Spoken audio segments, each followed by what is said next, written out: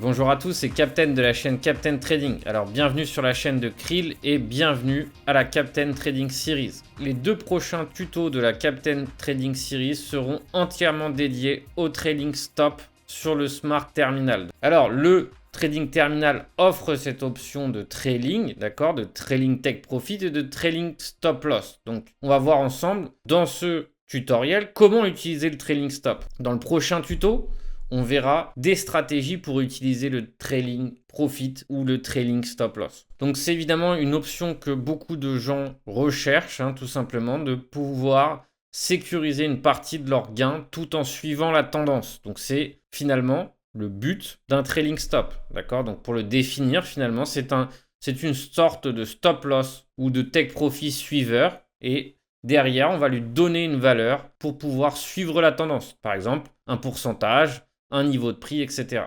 Pour le tuto, je suis actuellement sur le Futures Krill Terminal, d'accord? Donc là, par rapport à d'autres tutos, on était sur du spot, on est sur du futur. Donc ça, c'est aussi intéressant de pouvoir avoir cette option sur le trading futur où finalement, je ne pense pas qu'actuellement, Binance propose un trading stop aussi complet. Qu'est-ce qu'on fait comme d'habitude? D'abord, donc on sélectionne notre actif ici dans le trading terminal.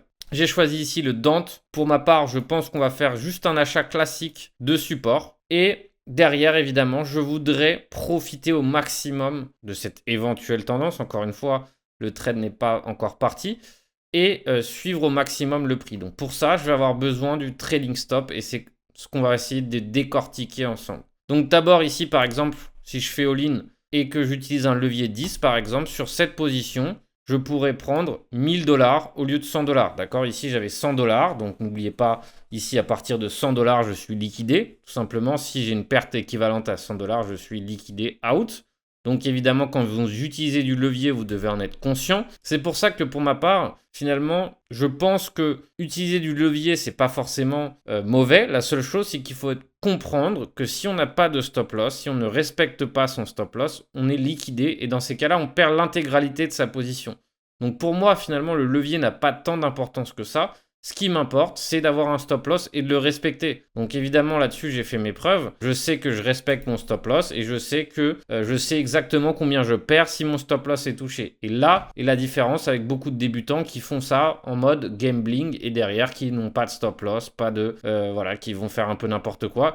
Donc c'est absolument pas le but, d'accord? Le levier peut être utilisé à bon escient si on a une stratégie, si on respecte ses règles. Donc là, pour ce cas de figure, admettons, je m'autorise un levier 10, d'accord? Au-delà, ça devient très dangereux. Et derrière, donc la position me coûte 5 krill en fuel, ou en tout cas pour l'instant. Et derrière ici, qu'est-ce qu'on va pouvoir utiliser? C'est l'option trailing stop TP. Alors d'abord, on va décortiquer l'option trailing TP. Et ensuite, on décortiquera le trailing stop loss. D'accord? Il y a une différence entre les deux. Alors, le trailing stop TP, c'est par exemple si moi, je m'autorise ici un TP à 0,006, admettons ici, et que je mets ici une valeur de 1%, ça veut dire qu'une fois que mon TP sera franchi, automatiquement, il y aura un stop loss qui va suivre la variation de prix à 1%. C'est-à-dire que à chaque fois que le prix va remonter de 1%, finalement, ici, le take profit va remonter de 1%. Jusqu'à que, tout simplement, derrière, le prix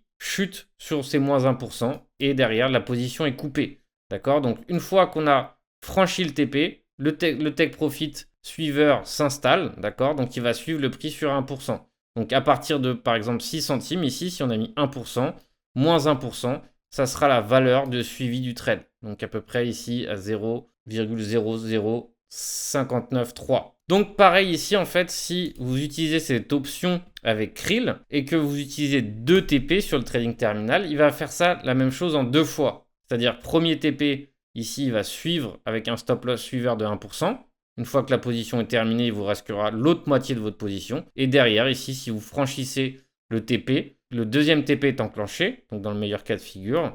Pareil ici, il y aura un deuxième TP suiveur ici à moins 1%. Une fois que le prix retrace de 1%, c'est fini. Votre trade est terminé. Et vous avez fait un double take profit suiveur. Donc ça, c'est l'option take profit suiveur. Donc à voir si vous souhaitez préférer cette option. D'accord? Pour ma part, je suis plus fan, ou en tout cas, je serais plus friand d'avoir un top loss suiveur qu'un take profit suiveur. Mais encore une fois, c'est une question de goût. Alors, une fois que maintenant j'ai sélectionné mes take profit, par exemple pour mon cas de figure, je vais mettre mon premier take profit ici et éventuellement, hein, si tout va bien, admettons que je mets mon deuxième take profit ici. Donc, on voit qu'ici, ça nous fait un gain estimé de 130 $. Et derrière, moi, je veux un stop loss suiveur. Alors, c'est là qu'on va pouvoir voir comment mettre ça en place. Donc, ici, vous voyez que mon stop loss est ici. Quand je le place à un endroit qui me convient, donc par exemple, je le mets là. Je sais que je perds 47 $ s'il est touché. Je vais cliquer ici sur Take Profit Suiveur. D'accord? Donc là, il y a un pourcentage. À nous de voir finalement quelle variation on souhaite récupérer ici. D'accord? Donc par exemple, dans ce cas de figure,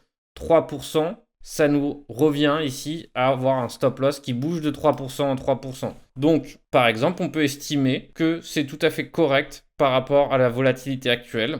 Donc on veut ici un take profit qui suit à 3%. Le timeout. Alors qu'est-ce que c'est que le timeout?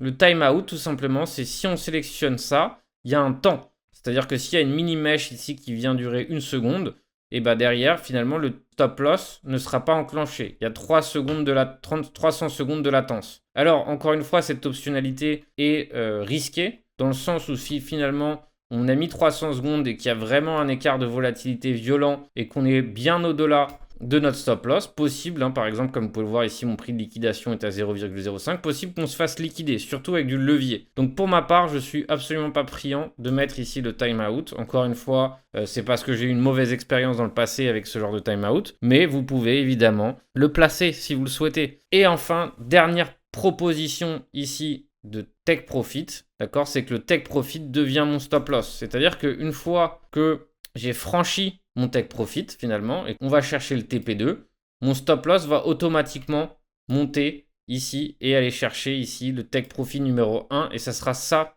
qui sera considéré comme mon stop. Donc il va monter petit à petit par rapport à mon premier take profit. Donc ça c'est une option intéressante. Encore une fois, le tout pour moi, ce qui est important lorsqu'on place un stop loss suiveur, donc là vous avez vu que je place un stop loss suiveur à 3%. En fait, qu'est-ce qui va m'intéresser dans ce cas de figure? C'est que finalement, tous les 3% de hausse, mon stop loss suit la tendance. Donc pour moi, j'aime bien laisser un écart évidemment parce que si on colle trop tôt son stop loss suiveur à 1% par exemple, etc., ça veut dire qu'à chaque fois qu'on monte 1%, mon stop loss va monter et derrière, je vais me priver d'une partie du move. D'accord? Donc c'est pour ça que laisser un écart, on va dire, cohérent, pas trop important, ni trop serré. Et derrière, finalement, on profite d'un bien meilleur stop loss suiveur. Et dans ces cas-là, on fait un bien meilleur trailing stop. Là, je vous ai vraiment fait un tuto qui vise tout simplement d'abord à comprendre qu'est-ce que c'est qu'un trailing stop et qui vise à savoir l'utiliser dans le trading terminal. Donc, alors, dans le prochain tuto, on va apprendre tout simplement à avoir une stratégie qui permet d'avoir un trailing stop efficace. Et là, dans ces cas-là, vous allez voir que on va définir plusieurs stratégies qui permettent, on va dire, d'optimiser au maximum son trailing stop si vous souhaitez utiliser du trailing stop. Alors en attendant, ce tuto est maintenant terminé. Évidemment, je vous invite à mettre en commentaire si vous avez des questions, quelque chose que vous n'avez pas compris pour que je puisse le mettre dans la prochaine vidéo. On va essayer de répondre à votre question dans la prochaine vidéo. Mais le but évidemment est de savoir optimiser l'utilisation de son trailing stop. Je vous souhaite un bon trading à tous et on se retrouve très bientôt pour un nouvel épisode de la Captain Trading Series.